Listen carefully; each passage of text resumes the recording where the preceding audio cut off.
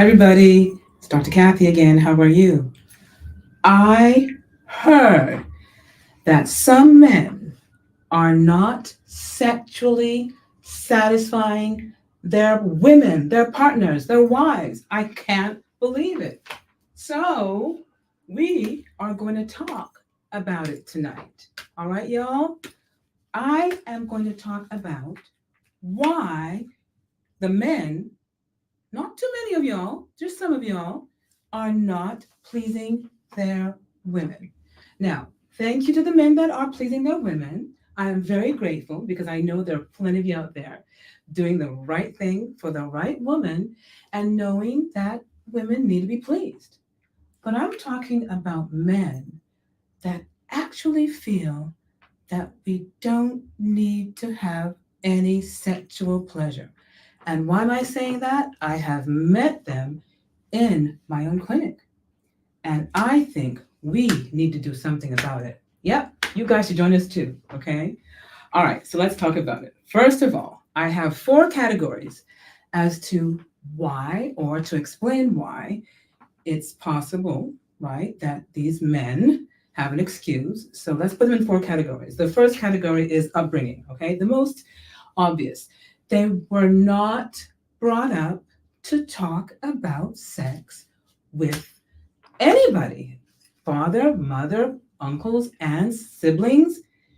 These poor guys really did not get a chance to learn about sex from the beginning, from when they were teenagers. And so they grew up without having an idea how to satisfy a woman. Remember, it was taboo, right? No one talked about it back then, and even up till now, right? So we have to do a better job of talking to our children about satisfying their partner. Now, of course, not an easy topic, but I truly believe that if we take this seriously, we can make a big difference and start teaching not only ourselves, but our children. Guys, your children, how to satisfy their partner. Very important. So they were not taught, right? No one talked about it. And then when you add religion to another reason as to why no one really learned about sex, the guys that don't know about sex, you're going to find out that the religion also sort of made it taboo and made it so that you guys really didn't talk about it much. And then I'm like, okay, depending on the religion, we all know the different religions that do have that opinion that sex should be for marriage.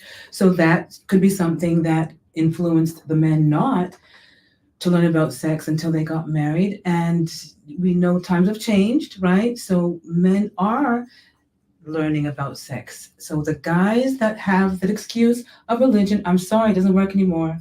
Does not work. So we have to change that attitude and use the church and go to the church and ask them to help you learn about sex. Because there are classes in some of the churches, or at least there used to be. Some of them do still have them. So find a church that has classes where you can actually learn about sex. Sex education, I know, has been taken out of the schools. And even in the schools, it wasn't that best, anyways. But we do need to learn about it. And we have books, we have videos, we have all sorts of different things on the website now, right, that you can learn about sex. And if you have any questions, reach out to someone like me that will answer your questions and actually be able to help you learn a little bit more about things you didn't learn when you were growing up. So again, yes, upbringing really impacted our men. So for those men that had that issue of upbringing, it's not too late. You can still reach out, learn. Again, the Kama Sutra is the first book that most people talk about. And there's so many other great books out there that you can read and learn about having the ability and the knowledge to satisfy your women, right? So that I don't come after you. Okay? All right, that's the first category. Second category is the selfish man who I really want to get after. The selfish man is the man that doesn't care. The man that says, I don't believe women need to be satisfied. Who cares if women are satisfied? I have heard that myself. So the question is, where did they get that from? And from what I understand, I've tried to do the research, very hard to find any studies or any articles on this topic because it hasn't been done. Why? You can imagine the culture across the world. People have their own ideas about sex. So this is something that would probably be very difficult to achieve and very hard to do. But the reality is that most of these men really don't care and they're brought up not to care. They're actually taught that sex is for them, the men, and not for the women. Now, obviously, that's not in this country, thank goodness. But we do have to consider the fact that there are men that might also not care because of a psychological reason, right? Narcissism, a sociopath, a psychopath. These are guys that have no emotion and have no feelings. So, ladies, take note. If you're dealing with someone that has that, therapy, psychologist, psychiatrist, all the team of psych people need to get involved there because you cannot handle that on your own. Okay. Now, if it's a guy that's a little bit selfish and we can talk to him and go for counseling, fine. But the person that really does things like I had a guy that did things to punish her, to show that sex was not for her, right? So things like that can happen because there's something going on upstairs in the man's life. And so if you find yourself in that situation, please get him serious psychological, psychiatric help. Okay? Right. So that's the guy that really, really doesn't, want to satisfy. So he could be also lazy, right? So the lazy guy that feels, yeah, sex, what's the big deal? What's the value in sex? What does sex mean? Some guys feel sex is not important. Sex is just to procreate. Sex is, again, something that you do when you're interested in it, and when you're not, you don't do it. And when you do it, is wham, bam, thank you, ma'am, for some guys. Or the point here is that we want those guys that are lazy to stop being lazy, right? Stop being lazy and try and get involved with your partner. So the lazy guy has some hope, right? We can also, talk to them in the offices, like my office, or doctors like me, or you can get friends. You can even get the church involved also. Again, that is positive about sex, and talk about getting back that spice in life, right? Learning how to satisfy your partner. And I'm saying this for the men that are not doing it. The guys that are doing it, thank you. We love you. But the guys that are not, absolutely not acceptable. We have got to step in and say, no, we're not taking that. We're not accepting it. And we're going to go on strike. All right, ladies, think about that. All right. No, I'm just kidding. Okay. But seriously, the guys that really, really are, a little bit on the fence, a little bit on the edge where they can probably be convinced to have that change in mind, right? They're the ones that we're trying to get, right? So the guys that really, really can maybe talk with their guy friends, and I know guys don't always talk about this, but you encourage them to talk with their friends. Are they satisfying their friends and girlfriends and wives and partners? And the answer is, I believe, if I could guess based on my practice, and again, I am not giving you any numbers that I've done any studies or anything, but I truly feel that in my practice, most men are, but it's not that high. I'd say about 60% of men are satisfying their partner. Again, this is for the men. Women need to hear this. You need to step up and tell the men you don't accept this. Okay? Now, whatever the reason is, I'm naming it now. So I want you guys to find out which one it is and do something about it, ladies, okay? For you guys, same thing. I want you to step up to the plate and say, you know what, I'm going to change today. Dr. Kathy's convinced me. I haven't finished with the categories yet, but Dr. Kathy has convinced me that yes, I am going to change and satisfy my woman to the hilt, right? That's what we want. We don't want women walking around depressed and tempted to do something else outside the home. We want you guys to step up to the plate again and satisfy her the way she wants it. Communication is key. We can talk about more of how to satisfy your wife or your partner or your girlfriend on another talk, but right now I'm talking to the guys to get you shaken up and to make you realize that you really do need to satisfy your woman because she is a gift to you. She is in your home, and she deserves that beautiful gift of great sex. And it's not fair to punish her by not indulging. And if you're not indulging because of one of the two reasons I mentioned so far, which is upbringing, you can get more information. If it's because you don't care, you can change as long as you're not a sociopath or narcissist. The third reason is physically or mentally or emotionally, you're not capable of satisfying your partner. All right, men. So, physical, we know. It could be you're in pain.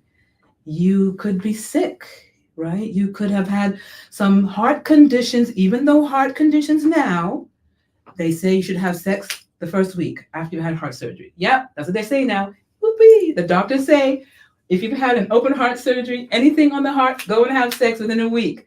Good for the circulation. Haha. But apart from that, if you've had some other major surgery like back surgery or brain surgery, I'll understand, okay. But how long will that last? It's brief. It shouldn't be forever. You really have to try and get better and heal and know I'm going to be planning to heal and get back to satisfy my woman, right? Most men do. But for those men that will use it as an excuse, physical ailment like surgery, no. But get it taken care of so that it's no longer an excuse. And I know there's some that you can't take care of. I know there's some diseases and some surgeries and some conditions where you're going to be in pain for a while, chronic pain. But even then, get some help. And please understand that you can still satisfy your partner in so many ways, more ways than one, so that she will be able to say, my darling loves me and satisfies me in the bedroom, which is what I want to hear, all right? We're going to revolt. We're going to make some sort of protest, and you'll see us on the streets, and we're going to say, we want great sex because we deserve it. But if you're in pain, take care of the pain, see your doctor, and take care of that pain, all right? Erectile dysfunction, my topic that I do every day. Yes, we do have reasons why men cannot have sex because they have something going on in the genital region or psychologically that's connected to the genital region. And this region can be helped. As long as you are looking for an answer, you will find it. But don't hide and say, I'm not going to look for an answer. I'm not going to try and find a solution, because there are doctors like me all over this country, all over the world, that can help you repair, rejuvenate, come back. And since Viagra and Cialis, come on, you guys have no excuse. That stuff is great to help with erectile dysfunction. With consulting your doctor, of course. You have to consult your doctor because I don't know what your medical history is. But you can get help using these lovely blue pills, and you can actually use other things, which I'm not going to go into, to help if you have ED, erectile dysfunction. Now, remember, there are so many other reasons that you can be incapable of making love. If you're psychologically PTSD, if you're not there, you're depressed, you're bipolar, you're schizophrenic, I understand. Please get help. Emotionally, now emotionally is something that you really should be able to control, right? Emotion is something that if you are aware that your emotion is going haywire, meaning you're thinking crazy thoughts about your wife or your partner, oh, she's having an affair, which is the most common thing I hear, which is not always true. So please be careful with that thought. But emotionally, there are men that are very passionate and very, very, either they're all in or they're all out, or they're just very, very all over the place. So those men that use emotion to say, I am not going to have sex with your partner, to punish her again, please stop that. This is not a reason. Emotions need to be controlled. You need to grow up. You need to become a man and understand. Talk to your buddies and understand that being emotional is the last thing you want to be, because you cannot act in emotion. You have to be calm and cool to be able to make proper decisions regarding being with your partner sexually. And yes, anxiety is not a good thing for the bedroom either. So we need to take care of anxiety. So yeah, we do know that you could be either incapable of it, doing it in terms of a physical, mental, emotional, even a social reason, right? Because it might be something about your job or something, stress. We know all that, but that should be brief. That should not be long. That should not last a long time. We want to get to the bottom of it, get rid of it, and then you go back to satisfying your partner. So that would be the third category. The fourth category is really interesting. The fourth one is you've lost attraction to your partner. Now, that is common. We've heard that, which is why we have all these affairs and people cheating, and we have all these babies that are not supposed to be there and they're there suddenly, right? So we do not want to joke about it, but attraction being lost happens. You fall out of love, right?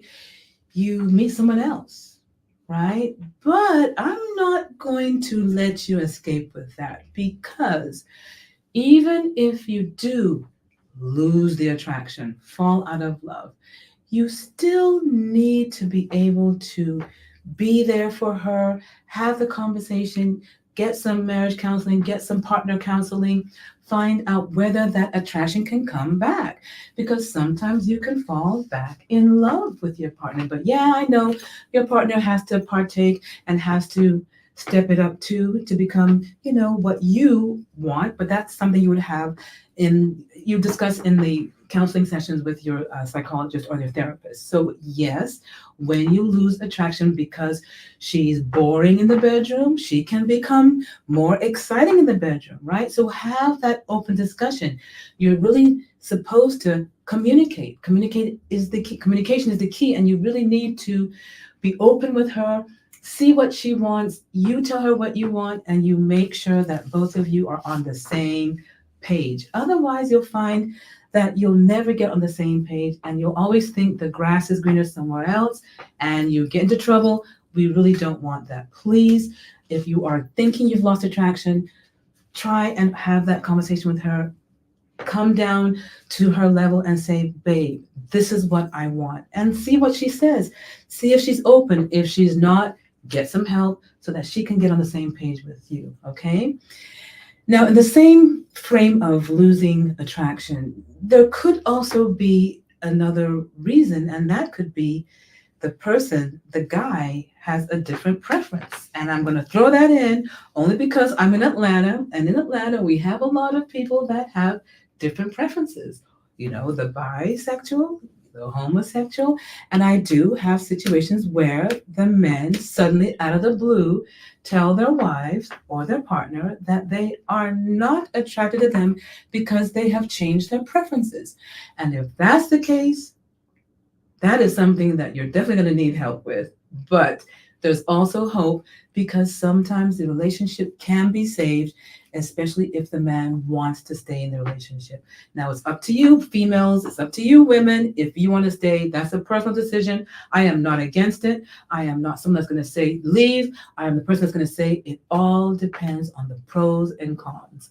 Weigh your options and see what will benefit you. If staying is safer and you love him and he's a great guy, fine, that's your decision.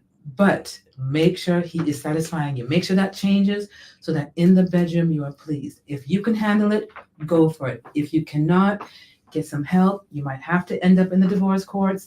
I'm hoping you will not, but if you do, make it amicable so that you guys will be friends and there'll be no animosity, and you'll be able to move on and find someone else that can please you in the bedroom if your partner is not. So those are a few of Dr. Kathy's, no one else. I could not find any articles. Those are some of my ideas as to why some men, and I'm saying again, thank you guys for the guys that do it and satisfy the women. We appreciate you. But the guys that say they don't care, or they have a physical ailment or an emotional or psychological or mental issue, take care of it. For those guys that were not brought up talking about it, come on, we're in the millennium now. We do not want to hear that as an excuse. We want to see you join us and satisfy the women, because we deserve it. We are a gift to you. And I think that when you have a beautiful gift, you should treasure it and you should show it love. especially great sex. Okay, guys? All right. Enough from me tonight. Enjoy your night. I'll see you guys soon. Take care. Bye.